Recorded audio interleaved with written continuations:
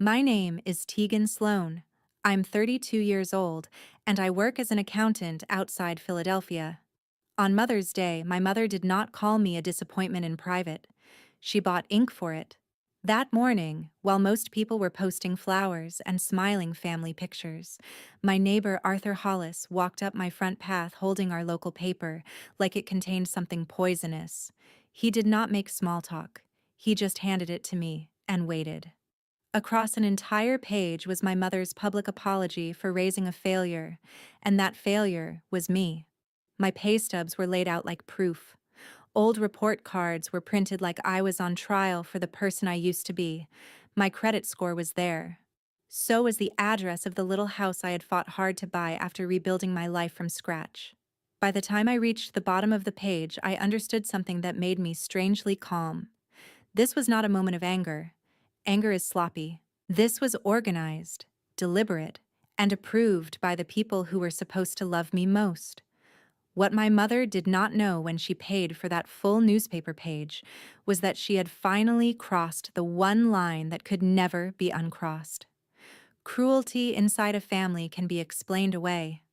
It can be disguised as concern, discipline, or tough love. But once you print it for an entire town to read over breakfast, it becomes evidence, and evidence has a way of changing everything.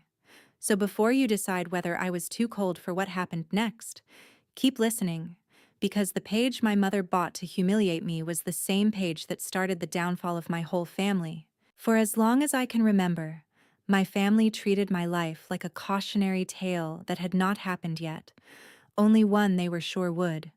My mother had built her whole identity around the idea of family legacy. She ran a catering business that handled weddings, charity luncheons, retirement parties, church banquets, any event where polished silver, perfect centerpieces, and the right guest list could make people feel important. She believed the business was more than income. To her, it was proof that the Sloane family meant something in our town. My older sister fit into that world like she had been born for it. She loved attention, loved being remembered, loved walking into a room and acting like she owned the air inside it. By the time we were teenagers, she was already helping with tasting tables, favor displays, vendor meetings, anything that let her stand beside our mother and shine. I was different from the beginning. I liked order, numbers, structure, and quiet. I liked knowing where money went, why people made bad decisions, how small choices turned into big consequences. When I was 15, my mother decided it was time for me to start learning the business too. She said one daughter would handle the people and one daughter would handle the books, and together we would carry the family name forward. It sounded beautiful when she said it out loud. It also felt like a trap the second it landed on me. I told her I did not want that life. I wanted college. I wanted my own career. I wanted to build something that belonged to me, not inherit something that came with strings tied around my throat. She never forgave me for that answer. After that, everything in our house became a comparison I could never win. If my sister worked a 12-hour event, my mother praised her loyalty. If I stayed up studying, I was accused of acting superior. If my sister made people smile, she was called warm and gifted. If I kept to myself, I was cold, difficult, and ungrateful. My father almost never started the attacks, but he never stopped them either. He sat there at dinner, nodded at the right moments, laughed when my mother made little comments about my future, and treated silence like innocence. When I left for college, my mother acted like I had deserted the family during a war. When I got my accounting degree, she called it a piece of paper that taught me how to count other people's money while turning my back on my own blood. When my marriage fell apart in my 20s, she did not say she was sorry. She said that was what happened when women tried too hard to be independent. The worst part was that my life was not falling apart. It never gave her the proof she wanted. I worked hard, paid my bills, repaired my credit after the divorce, bought a small house, built a retirement account, and made a life that was stable, calm, and honest. But in my family, stability did not matter if it was not flashy enough to impress people. I was not a disaster, and maybe that offended them even more, because I had done exactly what they said I could not do. I had built a life without needing their approval, and they never stopped punishing me for it. The newspaper ad would have been ugly enough on its own, but my family was not interested in ordinary humiliation. They wanted reach. They wanted witnesses. They wanted the kind of shame that keeps moving long after the first shock wears off. A few hours after Arthur brought me the paper, I found out my mother had not acted alone.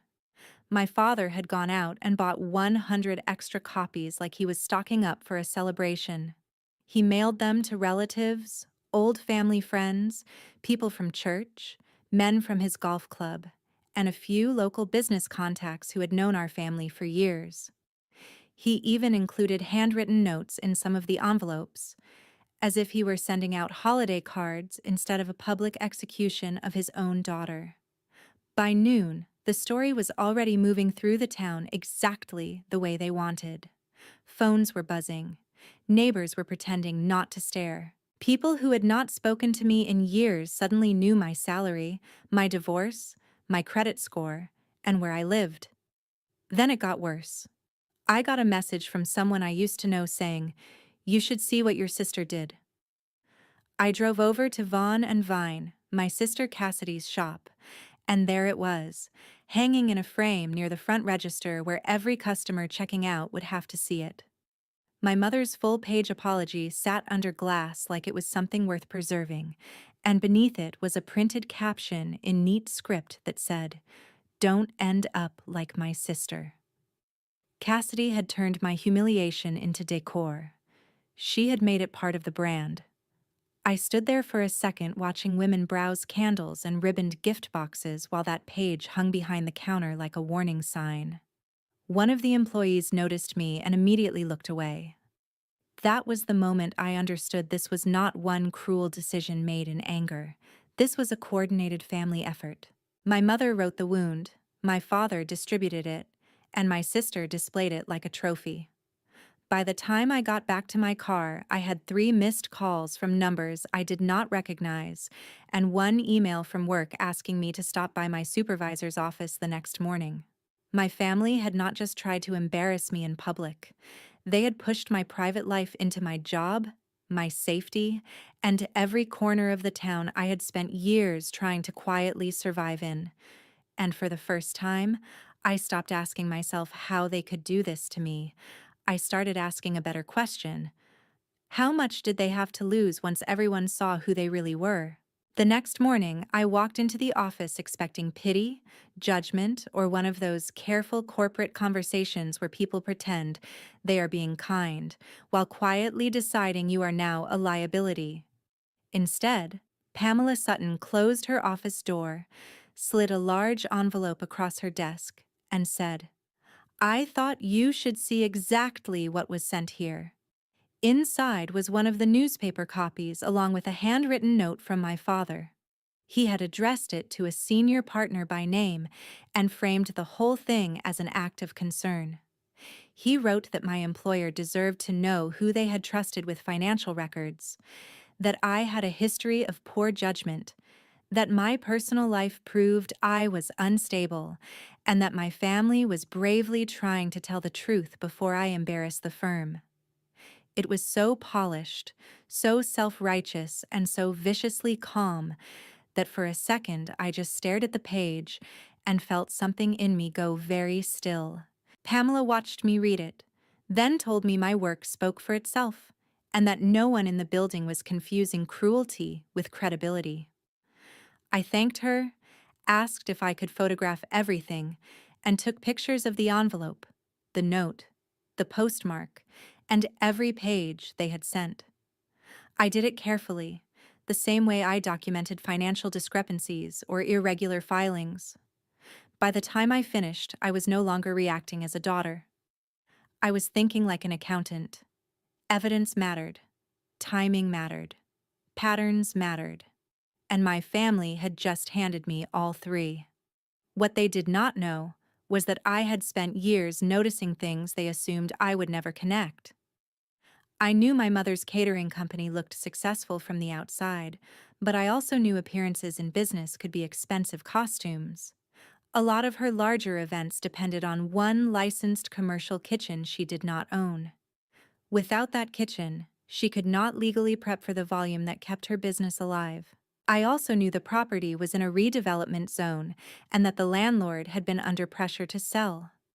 My sister's store looked charming and busy, but I knew a big chunk of her revenue came from 3 corporate clients who placed repeat seasonal orders large enough to make the rest of the shop look stronger than it really was. And my mother's standing in town was tied to more than money. She needed admiration the way other people needed oxygen. The women's group at church, the charity committees, the polished image of being the devoted mother who held everyone together, those things fed her just as much as her business did. I had seen all of it for years and done nothing with it, because I still believed there should be some line families do not cross. Now that line was gone. I did not storm into anyone's house. I did not call and threaten them. I did not cry in the parking lot or ask why. I just went back to my desk, finished my work, and started organizing what I knew. Because the truth was, my family had mistaken my silence for weakness for most of my life. What it had actually been was restraint. And once restraint no longer made sense, all that was left was strategy. My mother came to my house 3 days later carrying a glass dish covered with foil, like we were about to have a normal family conversation. It was pasta bake, the kind she used to bring to church potlucks when she wanted compliments on how generous she was. She stood on my porch with that careful, wounded expression people use when they know they have done something unforgivable, but still want credit for showing up. The first thing she said was, not, "I'm sorry." It was, "You know why I did it." That told me everything. She walked into my kitchen, set the dish down, and started talking like the newspaper page had been an intervention instead of a public humiliation campaign. She said she had been trying to wake me up for years. She said I had become detached, prideful, too private, too convinced that a quiet little life was the same thing as a meaningful one. She called the ad tough love. She said sometimes shame was the only thing strong enough to break denial. I asked her what exactly I was in denial about. Paying my bills on time?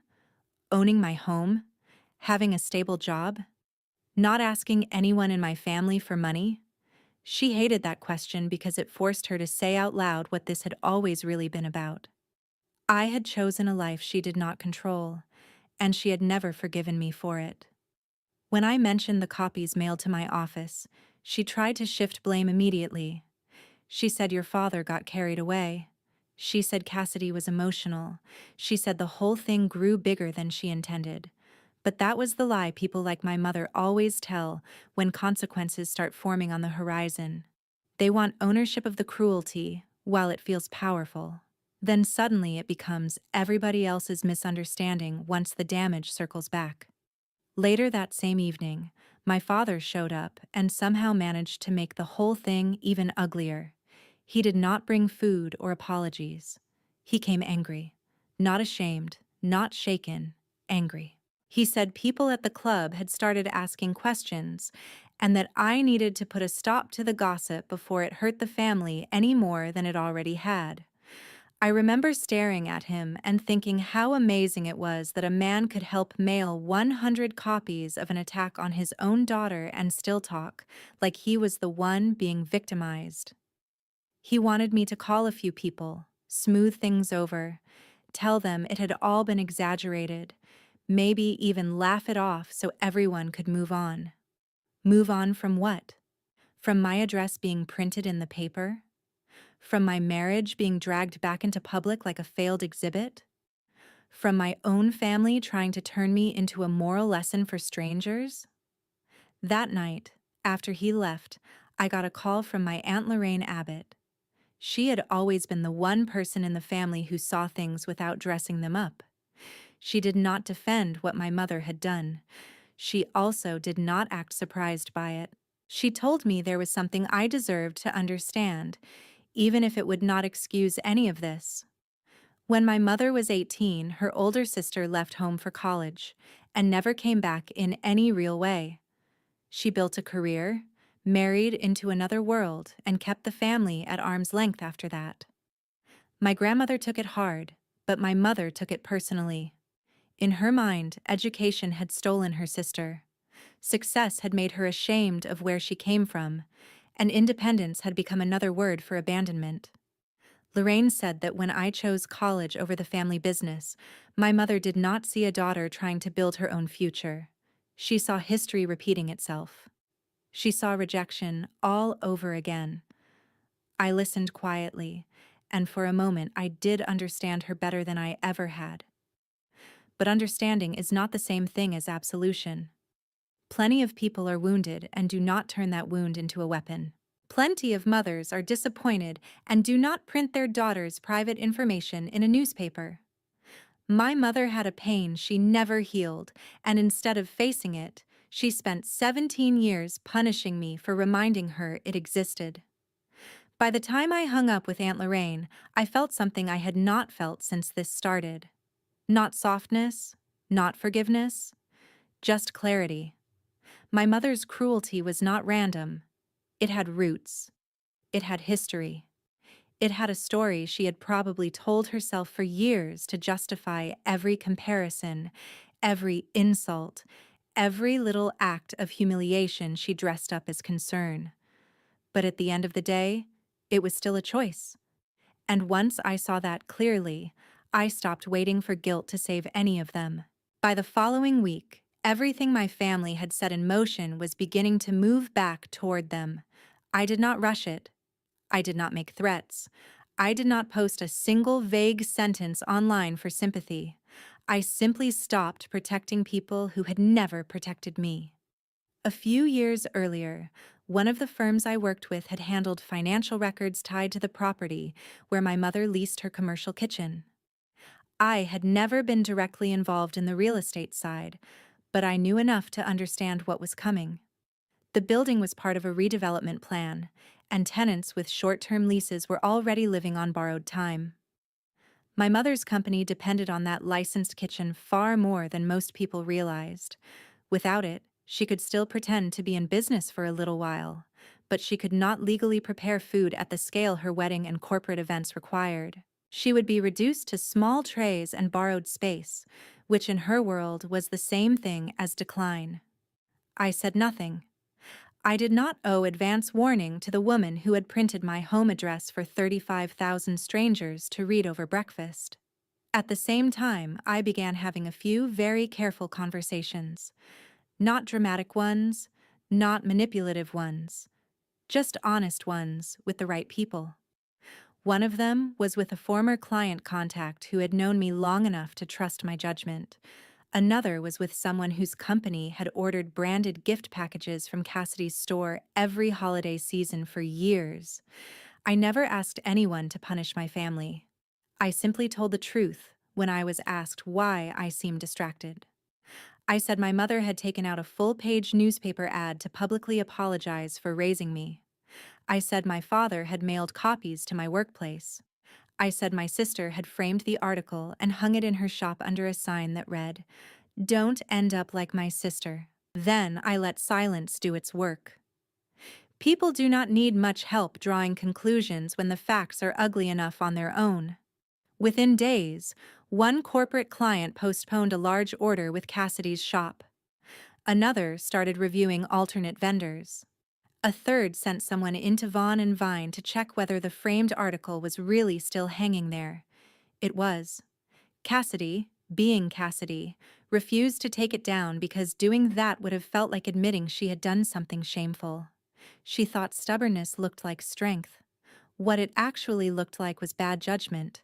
And clients notice bad judgment when their own brand reputation is attached to it. The church fallout started quietly and then spread all at once. A woman from the fellowship group called my mother to ask if the newspaper page was real. Another wanted to know why private financial information had been made public. Someone else asked whether the family had considered how dangerous it was to publish a woman's address. Those were not questions my mother could charm her way around. She could act polished at a fundraiser. She could act gracious over a luncheon table. But there is no elegant version of explaining why you turned your daughter into a public warning sign. Soon she was missing informal planning meetings she normally controlled. Then she was left off an email chain for an outreach event. Then one of her closest friends from church stopped returning calls.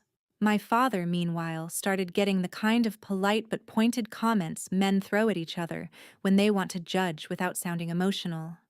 At the club, someone joked that mailing out 100 copies of your daughter's humiliation was one way to stay busy in retirement.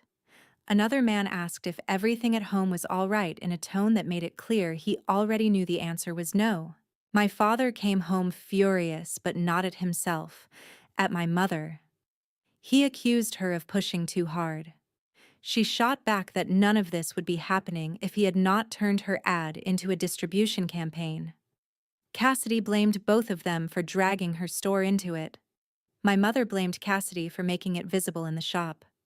Watching it unfold from a distance, I realized something almost funny. For the first time in years, they were treating each other exactly the way they had always treated me. Every problem had to be someone else's fault. Every consequence had to belong to the nearest person. Every ugly choice had to be repackaged as a justified reaction. The only difference was that now I was no longer standing in the middle of it for them to point at. And once they lost that target, they began turning on one another. That was when I knew the real collapse had started. Not when people talked, not when clients hesitated, not even when church friends pulled away. It started the moment my family could no longer hold their story together, because the truth was finally stronger than the performance. And once that happens, everything built on image begins to crack. 2 weeks later, the first official notice arrived. My mother's commercial kitchen lease was not being renewed. The property had been approved for redevelopment, and the tenants were being cleared out in stages. Under normal circumstances, that kind of news would have been stressful but manageable. A business owner with time, good relationships, and a stable reputation could have scrambled, found temporary space, scaled down, negotiated, adapted. My mother had none of those advantages anymore. She had spent the past several weeks burning through goodwill like it was disposable. Venues were suddenly less flexible with her. A couple of long-time event contacts stopped returning calls. One bride asked directly if this was the same Teagan Sloane whose daughter had been humiliated in the paper. Another client quietly canceled before a charity gala because they did not want drama attached to their donor list. Once the kitchen was gone, the illusion collapsed fast. My mother could not fulfill the larger events that kept her business profitable. She could not prep legally at the scale she needed. She could not move production into some borrowed church kitchen without people noticing the downgrade. Within a month, she was refunding deposits, losing bookings, and quietly shutting down the catering company she had built her whole identity around. She did not just lose income. She lost the one thing she had spent years holding over me as proof that her life had more value than mine. Cassidy lasted a little longer, but not by much. The 3 corporate clients who had made her store look successful all pulled back in different ways. One cut ties immediately. One finished out a smaller order and never renewed. One sent a formal note saying they were moving in another direction and wished her the best. For a store like Vaughn and Vine, that was not a temporary inconvenience. That was the floor disappearing. Corporate orders had paid for the polished displays, the extra staff, the seasonal overstock, the look of abundance she loved so much. Once those contracts were gone, the shop started thinning out in a way no amount of attitude could hide. A part-time employee was let go first. Then the weekday hours were shortened. Then one afternoon I passed by and saw the framed newspaper article was gone from the wall, but by then it did not matter. People already knew. That was the funny thing about public humiliation. Once you release it into the world, you do not get to call it back when it stops serving you. My father did not lose a business, but in some ways his punishment fit him best. He lost ease. He lost his comfortable place in every room he entered. He lost the version of himself that believed he could quietly support cruelty and still be seen as a decent man because he had not been the loudest person in the family. People remembered that he had bought the extra papers. People remembered that he had mailed them. People remembered the neat little handwritten notes, the way he had tried to turn malice into civic concern. Men at the club stopped slapping him on the back. Conversations with neighbors became shorter. Invitations dried up. He was not cast out in one dramatic moment. He was simply no longer treated like a man people respected. For someone like my father, that kind of social death is its own punishment. And then came the apologies. Not the kind that heal. Not the kind built from remorse. The kind people offer when they are standing in the ashes of their own choices and suddenly need access to your mercy. My mother came first. She cried. She said she had gone too far. She said she had been under pressure. She said she had only wanted to shock me into changing before my life slipped away. Then, without even realizing it, she revealed the truth she still could not stop clinging to. She said if I had warned her about the kitchen, none of this would have happened. As if I had owed strategic protection to the woman who turned my private life into a public spectacle. Cassidy said the store never should have been dragged into family business, which would have been almost believable if she had not framed the article and hung it under a caption meant to humiliate me for customers. My father said we had all made mistakes, and it was time to move forward, which was his favorite way of pretending damage did not need accountability if enough time had passed. I listened to all of them. I let every word land. And then I told them no. No, I would not help them rebuild relationships they had destroyed on purpose. No, I would not tell people it had all been misunderstood. No, I would not comfort them, because the consequences had become heavier than they expected.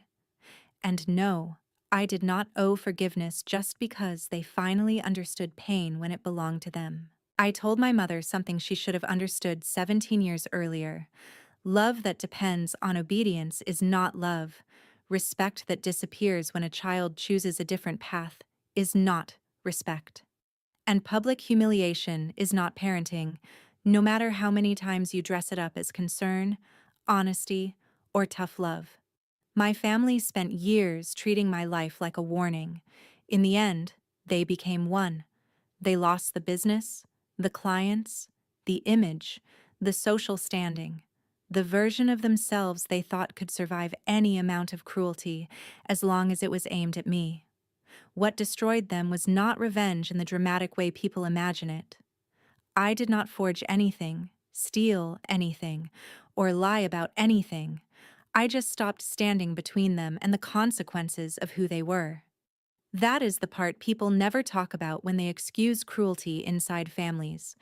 They think blood will always buy them one more chance, one more explanation, one more rescue. But there comes a point when protecting people from the results of their own choices is just another way of agreeing to be hurt. I had done enough of that for one lifetime, so I walked away. I kept my job. I kept my house. I kept the quiet life they mocked because it was never empty, only peaceful.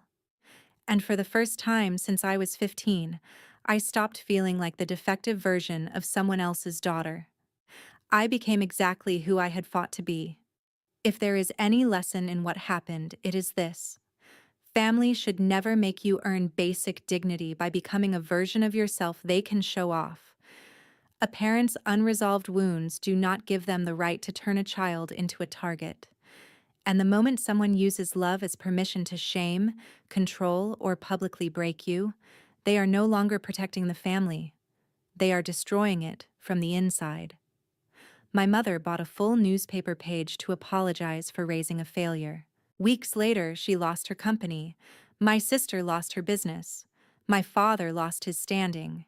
And all three of them finally had to sit in the truth they had printed for me first.